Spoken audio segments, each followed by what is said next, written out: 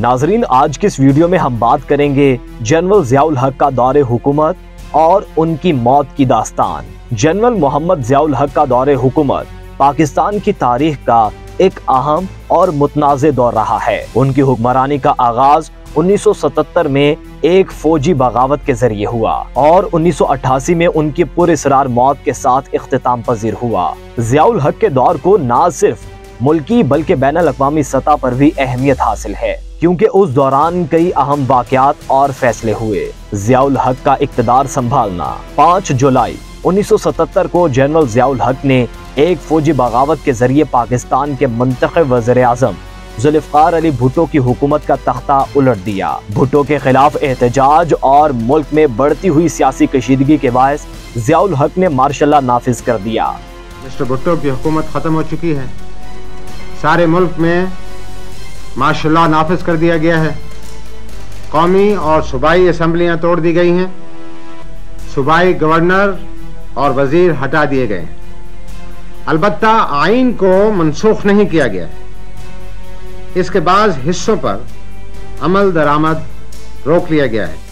उन्होंने मुल्क में अमन और अमान की बहाली और नए इंतखाबात के वादे किए, लेकिन ये वादे कई सालों तक पूरे ना हो सके। भुट्टो को फांसी। जनरल ज़ियाउल हक के दौर का एक अहम और मुतनाज़े वाक़या ज़ुल्फ़िकार अली भुट्टो की फांसी थी। भुट्टो को एक कत्ल केस में सजा सुनाई गई और 4 अप्रैल 1979 को उन्हें फांसी दे दी गई। इस फैसले ने न सिर्फ पाकिस्तान बल्कि बैनुल अक़वामी सतह पर भी शदीद रद्द-ए-अमल पैदा किया। भुट्टो की फांसी ने पाकिस्तान की सियासत में गहरे असरात मुरतब किए और भुट्टो के हामियों के लिए एक जख्म बन गई। जनरल ज़ियाउल हक के दौरे हुकूमत में इस्लामी कवानीन और शरीयत के निफाज पर जोर दिया गया। उन्होंने मुल्क में इस्लामी निज़ाम को नाफिज करने के लिए मुख्तलिफ इस्लाहात की, जिनमें हुदूद ऑर्डिनेंस, ज़कात और इशर का निज़ाम और इस्लामी बैंकारी शामिल थी। इन इक़दामात ने ज़ियाउल हक को मजहबी हलकों में मकबूल बनाया, लेकिन साथ ही साथ ये इक़दामात मुआशरती तक़सीम और तनकीद का सबब भी बने। ज़ियाउल हक के दौरे हुकूमत का एक और अहम पहलू अफगान जहाद था। 1979 में सोवियत यूनियन की अफगानिस्तान में मुदाखलत के बाद पाकिस्तान ने अमेरिका के साथ मिलकर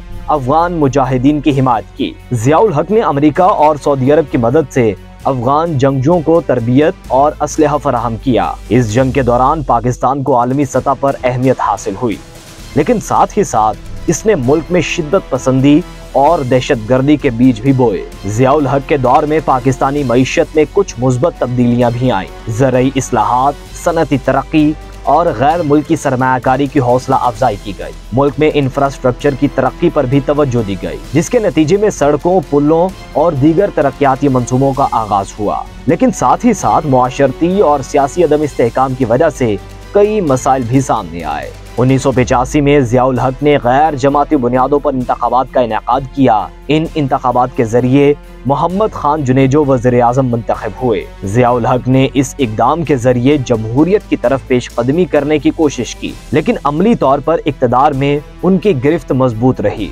1988 में जुनेजो हुकूमत को बरतरफ करके ज़ियाउल हक ने एक बार फिर मार्शल लॉ नाफिज कर दिया।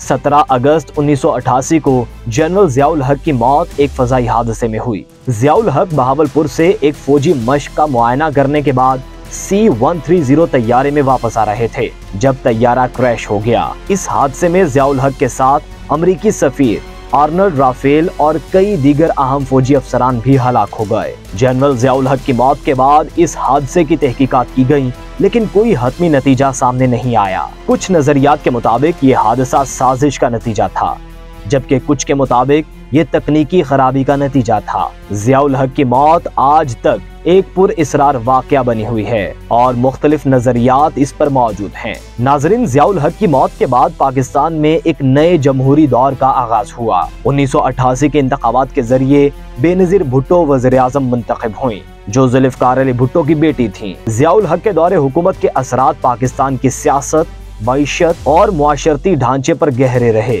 उनके दौरे हुकूमत ने किए गए इक़दामात और फैसले आज भी पाकिस्तान की तारीख का अहम हिस्सा हैं।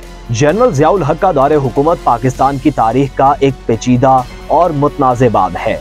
इनके इक़दामात ने मुल्क की सियासत, मईशत और मुआशरत पर गहरे असरात मुरतब किए। उनकी मौत की पुरअसरारियत और उनके दौर के असरात आज भी पाकिस्तान की सियासत اور معاشرت میں موضوع بحث ہیں۔